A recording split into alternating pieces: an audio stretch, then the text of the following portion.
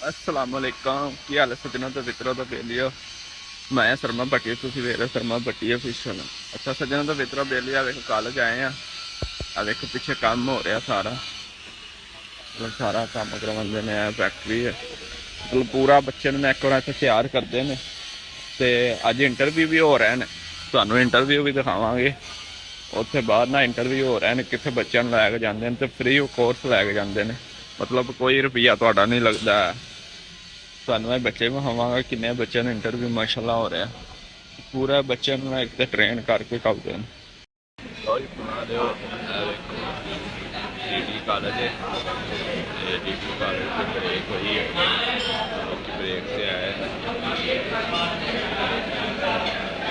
ਭਾਈ ਵੀ Sabri break ਤੇ ਆਏ ਨੇ। ਖਾ ਪੀ ਲਿਆ? ਹਾਂਜੀ ਭਾਈ ਖਾ ਪੀ ਲਿਆ? ਰੱਜ ਲਿਆ? सही है। इधर रश लगा हुआ, इधर भी रश लगा हुआ, इधर रश लगा हुआ, इधर भी रश लगा हुआ, वो बड़ी सामने लगे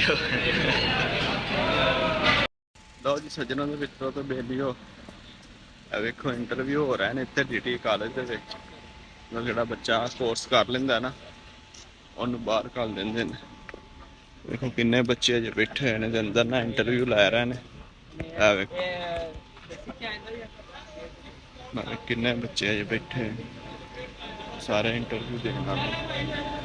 देखो इंटरव्यू ना लैने सारे इंटरव्यू देने वाले ने, तो तकरीबन महीने बाद इंटरव्यू लेंगे। देखो बच्चे मतलब एक महीने बाद ना इंटरव्यू होना शुरू हो जाते हैं। अभी सारी वाम बैठी ही तो कहता इंटरव्यू पास हो जाता ना उन्होंने फिर बाहर कर देंगे, मतलब कोई उनका खर्चा पानी नहीं, कोई पैसे पूसे नहीं है।